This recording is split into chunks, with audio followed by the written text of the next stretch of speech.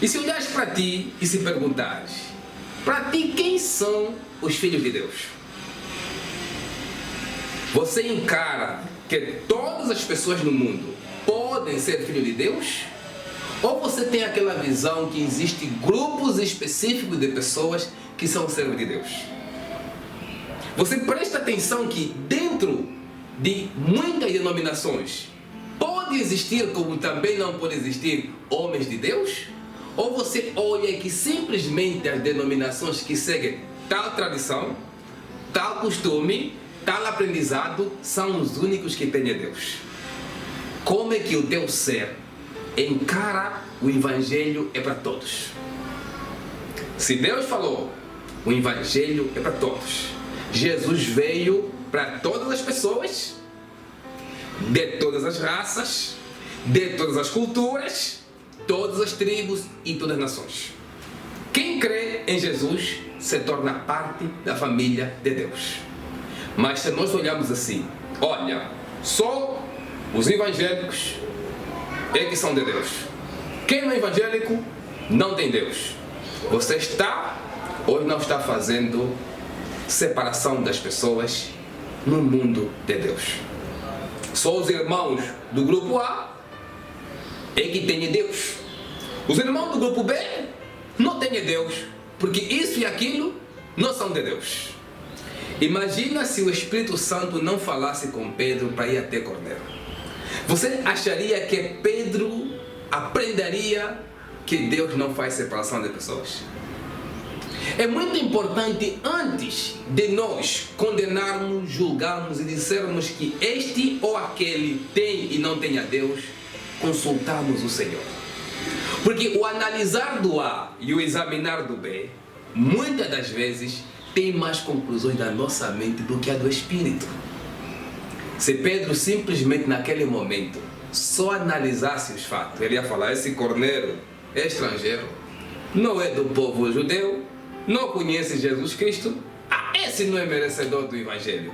E Pedro continuaria a fazer o que ele sempre fez, e anunciar o Evangelho com muito poder, naquele meio dele apenas. Ele não teria espaço para pregar no estrangeiro, porque a mente dele não lhe permitiria entender que aquele que é estrangeiro também tem lugar para o reino de Deus, também pode ser visitado por Deus. Então, às vezes, a nossa imaturidade espiritual nos faz pensar que só nós somos de Deus, que os outros que estão ao nosso redor, de uma denominação diferente da nossa, não são de Deus. Porque ficamos presos não no Espírito, mas ficamos presos nas coisas da terra, nas tradições dos homens, numa palavra interpretada pela nossa carne e não pela voz de Deus. Todo o Evangelho, ele vive na base da palavra. Se você pegar a Bíblia, né, essa aqui, ler ela sem o Espírito Santo, você vai ser sempre a mesma pessoa. Você jamais vai conseguir viver o Evangelho de Deus. Porque para você viver o Evangelho de Deus, você precisa que o autor da Bíblia esteja dentro de ti. Então ele vai te explicar que existem muitos deles que estão em lugares errados, mas que são deles. E quando você se encontrar com aquelas pessoas, o autor da Bíblia vai te comunicar que aquele é teu irmão, não de denominação, não de grupo, mas da família de Deus. E você vai ter a autoridade, como o autor da Bíblia, assim como Pedro teve, de poder levar a palavra que Cornélio precisava ouvir. E não só Cornélio, toda a família dele.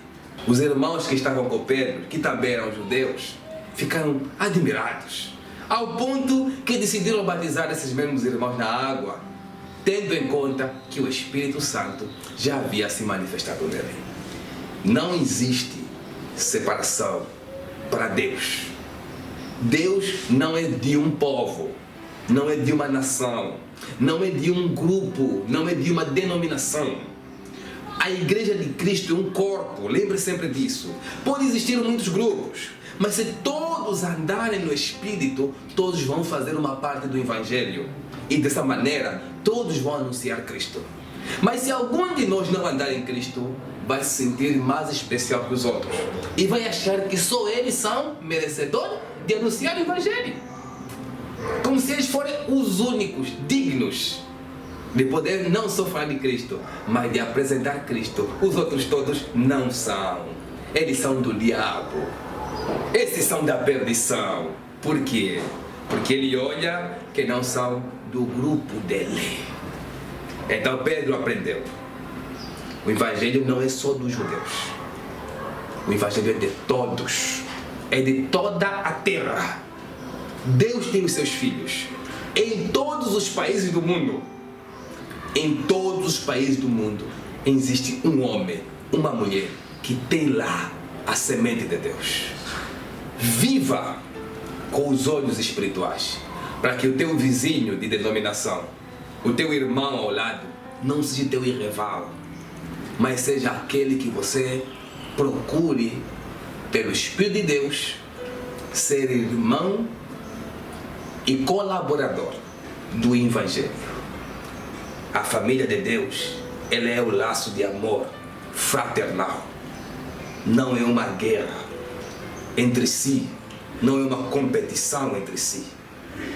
Preste atenção aos irmãos que Deus te deu, que estão ao teu lado, mas que você nega ver Cristo dentro deles. Ore mais e lembra, não é só você que é cristão. O Evangelho é para todos. Deixa Deus te ensinar, assim como Pedro aprendeu.